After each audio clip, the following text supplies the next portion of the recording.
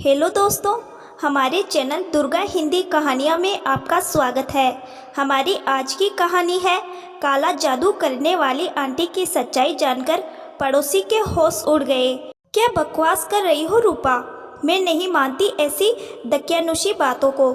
ये टोना टोटका, बुरी नज़र, सब वहम है वहम। मेरे सामने ऐसी बातें मत किया करो तुम। एक तो तुम समय पर आई नहीं और फालतू बातें करके अपनी गलती पर पर्दा डाल रही हो। दामिनी आंटी को मैं पिछले 3 साल से जानती हूँ। कभी मुझे तो नहीं लगा कि वो कोई काला जादू करती है। अनामिका अपनी काम वाली पर उसकी पड़ोसन दामिनी के बारे में उल्टा सीधा बोलते सुनकर भड़क उठी और उसे डांटने लगी। रूपा ने अनामिका से कहा, भाभी 3 साल से आप उसे बस देख रही है, जानती कहाँ है कुछ उसके बारे में। आपके पास समय कहाँ रहा कि आप मोहल्ले के लोगों से मिलजुल सके और उन्हें जान सके। सारा मोहल्ला कैसी कैसी बातें करता है उनके बारे में, आपको क्या पता? अरे भाभी, कुछ लोग तो ये भी कहते हैं कि उन्होंने अपने पति की जान भी ले ली, इसीलिए तो अकेली रहती है इस घर में वो। बंद करो ये बकवास, मुझे नहीं सुनना ये शब्द। और किसने कहा तुमसे कि उनके पति मर चुके हैं? क्या तुम्हें उनके मांग में सिंदूर नहीं दिखता? अनामिका ने रूपा को चुप कराते हुए कहा, सिंदूर दिखता है भाभी, लेकिन आज तक उनके पति तो कभी नहीं दिखे। खैर, आप अभी गुस्से में हैं। मुझे देर से आने के लिए चाहे जितना डांटना है डांट लेना, लेकिन मुन्ने को दो आप, मैं इसकी नज़र उतार दूं। इसके लिए रिस्क नहीं लेना चाहती हूँ मैं। रूपा ने मुन्ने को अनामिका के गोद से लिया और हाथों में लाल मिर्च लेकर उसकी नज़र उतारने लगी। शाम को काम खत्म करके रूपा घर जाते हुए अनामिका से बोली, भाभी भैया को आज आने में देर होगी ना? आप कहो तो मैं आज रात रुक जाऊं यहाँ? नहीं नहीं, इसकी कोई ज़रूरत नहीं। मुन्ना सो रहा है अभी।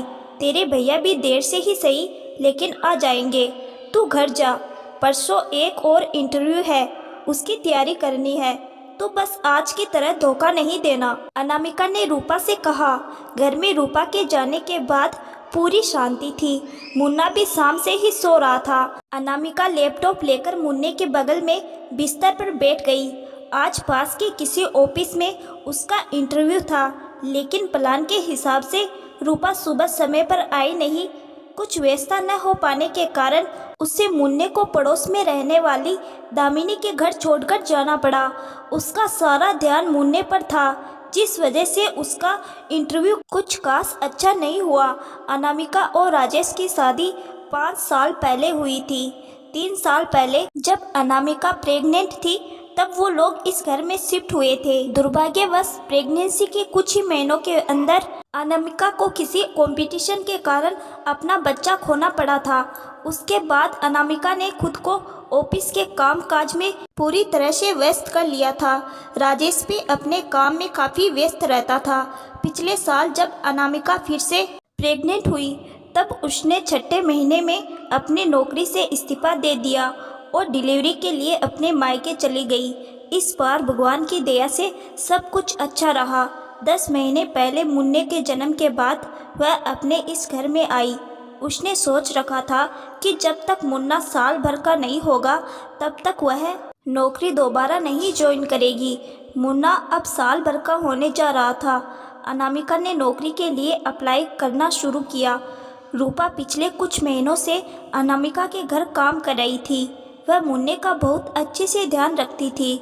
उसने ही अनामिका को आश्वासन दिया था कि उसके नौकरी ज्वाइन करने पर वह सारा दिन घर पर रहेगी और मुन्ने की देखभाल करेगी। दामिनी का घर अनामिका के घर के बिल्कुल पास था। रोज जब अनामिका मुन्ने को लेकर छत पर जाती या जब कभी अपने बालकोनी में रहती तब दामिनी मुन्ने को पुचकारती और दूर से ही ताली बजाकर इशारे करके मुन्ने के साथ खेलती। बस इतनी ही जान पहचान थी दामिनी से अनामिका की। कभी घर आना जाना नहीं हुआ था। आज सुबह रूपा को आने में देर हो गई और उसका फ़ोन भी बंद था। 10 बजे से अनामिका का इंटरव्यू था। राजेश 2 दिन के लिए शहर से बाहर गया हुआ था। अनामिका अपने बालकोनी में राजेश से बात करके उसे अपनी मुसीबतें बता रही थी। उस वक्त दामिनी भी अपने बालकोनी में सफाई कर रही थी। अनामिका के फ़ोन रखते ही दामिनी ने उसे आवाज़ देते हुए कहा, बेटा सॉरी, मैंने तुम्हारी बातें सुनी, लगा जैसे तुम कुछ परेशान हो। अगर मैं कोई मदद कर पाऊँ तो बताना। बात अगर घंटे 2 घंटे की है तो मुन्ने को यहाँ मेरे पास छोड़ दो, मैं देख लूँगी उसे। अनामिका को उस वक्त यह प्रस्ताव अच्छा लगा। दूसरा कोई विकल्प था भी कहाँ। उसने सोचा कि मुन्ना नहा धोकर कुछ देर सोता है, उस बीच वह अपना इंटरव्यू देकर जल्दी से आ जाएगी। उसने मुन्ने को तैयार किया और दूध पिलाकर सुला दिया। फिर स्ट्रोलर में डालकर उसे दामिनी के पास छोड़ती हुई इंटरव्यू के लिए निकल गई। लौटकर आए तो मुन्ना दामिनी की गोद में खेल रहा था। अरे वाह, मुन्ने ने आंखें खोली और मम्मी आ गई। अभी अभी उठा है, अच्छे समय पर आई हो तुम। लो गोद में थोड़ी देर, मैं चाय लाती हूँ तुम्हारे लिए, दामिनी ने कहा। नहीं आंटी, चाय के लिए परेशान मत हो आपने तो आज मेरी बहुत मदद की है। अब आप आराम कीजिए, मुन्ने के कारण यही बैठे रहना पड़ा होगा आपको। मैं फिर कभी आऊँगी। अभी मेरी काम वाली ने फ़ोन किया था, वह गेट पर खड़ी है, मैं जाती हूँ अभी। Thank you so much, Anamika ने मुन्ने को स्ट्रोलर में बिठाते हुए कहा। अनामिका आज दामिनी के कारण ही इंटरव्यू के लिए जा पाई थी और घर लौटने पर जब रूपा ने जब उनके बारे में भला बुरा कहा तो उसे बहुत गुस्सा आ गया था। रात के 10 बज रहे थे। अनामिका राजेश का इंतजार कर रही थी। उसका मन पढ़ने में नहीं लग रहा था। मुन्ना भी शाम से ही सो रहा था। अचानक से अनामिका के मन में एक अजीब सा डर हुआ। मुन्ना आज कुछ ज़्यादा सो रहा है। कहीं रूपा दामिनी आंटी के बारे में जो बातें कर रही थी वह सच हुई तो। उसने तुरंत लैपटॉप किनारे कर मुन्ने को गोद में उठाया और उसे जगाने की कोशिश करने लगी। मुन्ना रोते हुए नींद से जाग उठा। इतने में राजेश आ गया। मुन्ने के लिए दूध लेने वह किचन में गई तो उन्होंने देखा कि दामिनी आंटी के गेट पर एक कार लगी है और वह दरवाजे पर ताला लगा रही है। अनामिका के मन में सवाल आया कि अचानक रात में वह कहाँ जा रही है, वो भी अकेली। उससे रहा नहीं गया। उसने राजेश को दूध का बोतल पकड़ाया और बालकोनी में जाकर आवाज़ लगाते हुए दामिनी से पूछा, क्या हुआ आंटी, इतनी रात में कहाँ जा रही है? कांपती आवाज़ में उन्होंने जवाब दिया, बेटा अंकल अब इस दुनिया में नहीं रहे। 5 सालों से मेंटल असाइलम में थे तो उम्मीद थी उनके लौटने की। आज वो उम्मीद भी टूट गई। न जाने किसकी नज़र लग गई हमारे हंसते खेलते परिवार को और सब कुछ खो दिया मैंने।